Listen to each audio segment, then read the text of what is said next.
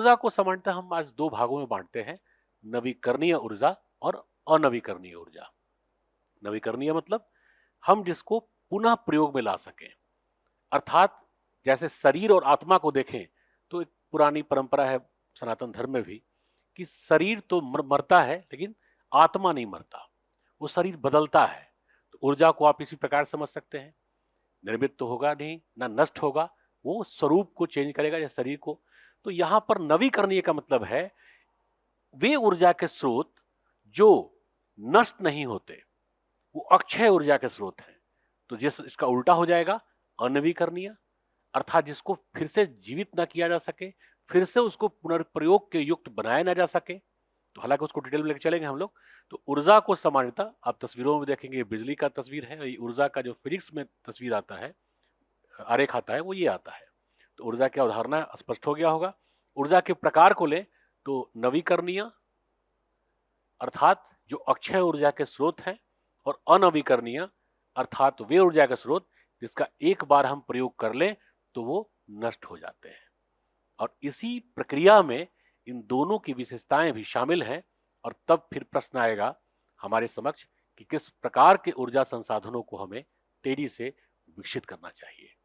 क्योंकि आज से 30 साल पहले, 40 साल पहले पूरे विश्व के समक्ष ये मुद्दा था कि क्यों ना हम परमाणु ऊर्जा का तेजी से विकास करें, क्योंकि भविष्य में यह अति व्यापक तौर पर ऊर्जा की आपूर्ति करने में सक्षम है। और यदि ऊर्जा की आपूर्ति सक्षमता के साथ हो सका तो विकास का ये बड़ा आधार बनेगा। लेकिन चेरनोबिल दुर्घटना जो यूएसआर में हुआ, अभी जापान में एक कोटेशन आया था जल से जला जापान, जो फुकुशिमा में दुर्घटना हुआ, और विश्व के कई अन्य क्षेत्रों में लगातार दुर्घटनाएं होती रही हैं। हालांकि भारत में अभी तक कुछ इस प्रकार का बड़ा दुर्घटना तो नहीं हुआ है, लेकिन संभावनाएं बनी रहती हैं, तो एक बड़ा आपदा का जन्म हो सकता है। तो ये निरंतर यूपीएससी में, पीसीएसएस में प्रश्न भी आया है कि हम परमाणु ऊर्जा का विकास करें कि नहीं करें, उसको सीमित करें, कम करें।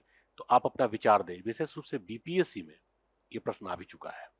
तो हमारे समक्ष इस प्रकार के मुद्दे जो पर्यावरण से संबंधित हैं, हमारे सतत पोषणीय विकास अर्थात सस्टेनेबल डेवलपमेंट से संबंधित हैं, उन सभी से जोड़ करके भी इन पहलुओं को हम समझने का प्रयास करेंगे।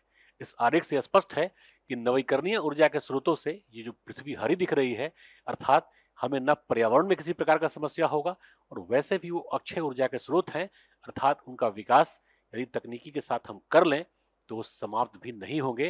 अर्थात ऊर्जा आपूर्ति की सुनिश्चितता, अर्थात जो ऊर्जा संकट का दौर है वो भी समाप्त हो सकता है। तो ओवरऑल नवीकरणीय में और फिर अनवीकरणीय में आप देख रहे हैं ब्लैक का तात्पर्य तमाम प्रकार के प्रदूषण और प्रदूषण से संबंधित जो समस्याएं हैं, जैसे हरित गृह प्रभाव जिसको इंग्लिश में हम कहते हैं ग्रीन हाउस इफेक्ट, इसके अलावा भूमंडलीय तापन, ग्लोबल वार्मिंग, एसिड रेन, अम्ल वर्षा, ओजोन क्षरण, ओजोन लेयर डिप्लेशन, यहां तक कि अंततः हम कहें जलवायु परिवर्तन, क्लाइमेट चेंज, ये सभी समस्याएं न केवल आपस में जुड़ी हुई हैं, एक दूसरे को मात्रात्मक और गुणात्मक प्रकार से प्रभावित करती हैं, बल्कि वो सीधे सीधे अंतर संबंधित हैं अनवीकरणीय ऊर्जा स्रोतों के प्रयोग से। तो थोड़ा इसको विस्तार से भी हम जानेंगे।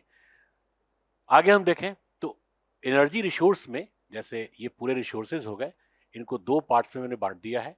पहला नॉन रिन्यूएबल, अर्थात विकास के प्रक्रिया में जो अनवीकरणीय ऊर्जा के स्रोत हैं, पहले तो प्रयुक्त वही हुए थे, बल्कि यदि हम कोयला को लें, कोल, विश्व में औद्योगिक क्रांति का आधार ये कोयला ही था।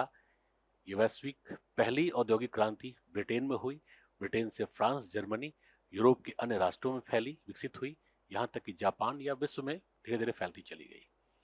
कोयला आज भी, जिसको हम थर्मल पावर, ताप ऊर्जा केंद्र भी कहते हैं, विश्व में कम से कम 70% ऊर्जा के जो केंद्र हैं, ऊर्जा आपूर्ति के जो एसेट्स हैं संसाधन के तौर पे, वो कोयले से ही संबंधित है।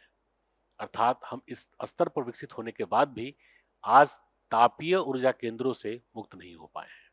और आप जान लीजिए किसी प्रकार का जो भूमंडलीय तापन है, अम्ल वर्षा है, ओजोन क्षरण है, यहाँ तक कि जलवायु परिवर्तन है, उसमें कम से कम 50% योगदान, अर्थात ये निसंदेह ज्यादा ही होगा, कोयला से ही संबंधित है।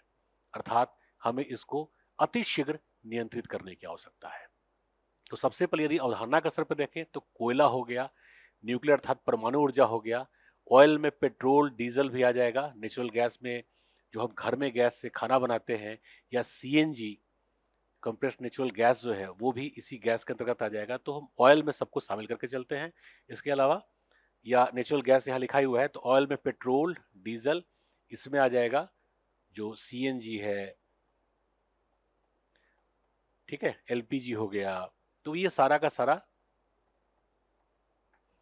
इधर आ जाएगा अनवीकरणीय में। अब अनवीकरणीय क्यों? क्योंकि जब एक बार इसका हम प्रयोग कर लेते हैं तो उसी को फिर दोबारा प्रयोग में नहीं ला सकते। और नवीकरणीय मतलब वो समाप्त ही नहीं होंगे, वो अक्षय हैं। अक्षय मतलब जिनका कभी क्षय ना हो, तो वो सस्टेनेबल भी होंगे।